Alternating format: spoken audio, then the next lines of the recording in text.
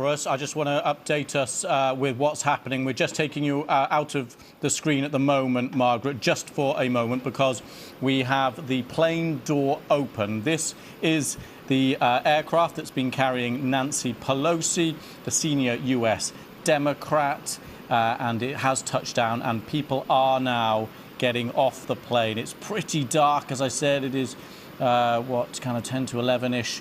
At night there, so we will see. There are quite a few people getting off, as you can see, so we're waiting to see if Nancy Pelosi herself gets off. It might be a little bit tricky to identify her in the dark, but this is the moment it looks like this visit is taking off, because up until now there was lots of speculation about whether it would happen, whether it wouldn't happen. It didn't appear on any official flight schedule, and actually the schedule, just so you know, is quite busy.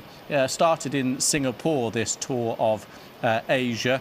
It's flown actually now from the Malaysian capital, Kuala Lumpur, crossing Borneo and the Philippines, flooding north along Taiwan's east coast, and is now at the airport. And we can kind of see a delegation of officials, it looks like, approaching the side of the aeroplane there. Interesting to see what reception will be given here, because clearly it's quite late and one would assume it would be straight back to the hotel and sleep, but there may be official engagements already. There may be this official reception. Don't know who is there from the Taiwanese side, so we wait to see if and when it will be light enough to actually see. We can crane. This could be Nancy Pelosi walking down the steps right now.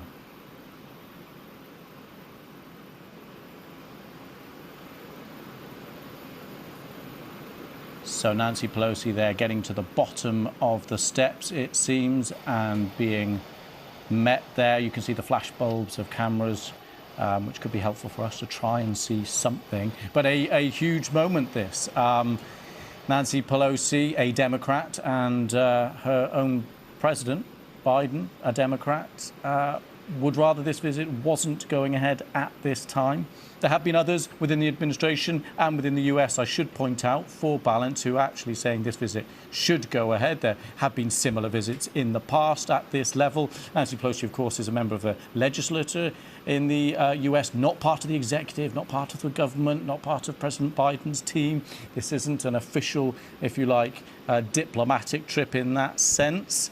Of course, the reason it's sensitive, as we know, is because the US has diplomatic ties with China, not with Taiwan. It does have other relations with Taiwan, but it does not have official diplomatic relations with Taiwan. And that is the way that China wants it, and that is the way that China insists it must stay under its one China policy. And that's why China has been given these furious warnings, warning that Nancy Pelosi should not visit. But it seems now she has, and she has touched down. Let's get the reaction of Professor Margaret Macmillan to that moment. Professor. Well, let's hope it isn't one of those historic moments when we all look back and say, oh, that really was the beginning of something. I was thinking, you know, of course she has a right to go to Taiwan if she wants. I wish she'd done it and then we'd heard about it. I think the Chinese might have reacted better. I think what we have to ask ourselves now is, what is the Chinese government going to do? And will it change their stance, among other things, on Ukraine? You know, the Chinese have not condemned the Russian invasion of Ukraine, but they have not sold them weapons. You know, they haven't really egged them on in Ukraine. They haven't shown wholehearted support for them. I wonder if that will change. I think. I'm sorry to jump in just, that's really, really interesting, because I was going to ask you, my next question was, right, it's happened now. What are the options facing China? They could go for full-scale invasion. Less than that, though, what are their options? And you seem to be pointing, well, one of them in retaliation could be a change of stance, decide, actually, we're going to help Russia, we're not going to support Ukraine. I think that's absolutely possible. I mean, I think they will protest vociferously to the United States, and I think the United States will try, I think, to mollify China, but it's going to be difficult because Taiwan has been such an issue, and the current leader in China, Xi Jinping, has made it such an issue. And the other thing, of course, is he has this big party Congress coming up in the fall where he is expecting to be anointed as essentially president for life. And can he afford not to look tough about this? Interesting. And on Nancy Pelosi, what do you think is her motivation here for doing this? Well, I've been asking myself that. She's always been a hawk on China. She's always been, very, very critical of China on its record on human rights. I mean, the Democrats have, always supported human rights. And so I think she probably feels that she has every right to go and show support for a democracy in Asia. The other possibility, and I'm only speculating here, is that she is probably reaching the stage when people are beginning to wonder when she's going to retire. I can't remember what her age is, but she is, I think, fairly old to continue in this very high-profile position as Speaker of the House. And it may well be that she wants to show that she is a statesman of world order by going on such a tour. But really, the timing of this tour, I think, is very unfortunate. And let's quickly touch on the significance of Taiwan, because it is a relatively small island off the coast of China. But the US interest there is not just military and strategic and historical, it's economic too. Well, Taiwan is one of the great producers of microchips, and China is of course, and one of the things that's been slowing down Western economic growth recently has been the difficulty in getting microchips. Anyone who's trying to buy a new car will be aware of that, or a lot of consumer equipment. And so I think Taiwan is very important in the supply chain for high tech.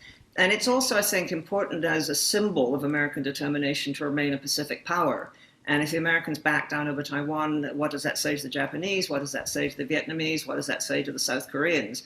So Taiwan represents more than just a small island or smallish island. And what do you think we're going to hear now from the US?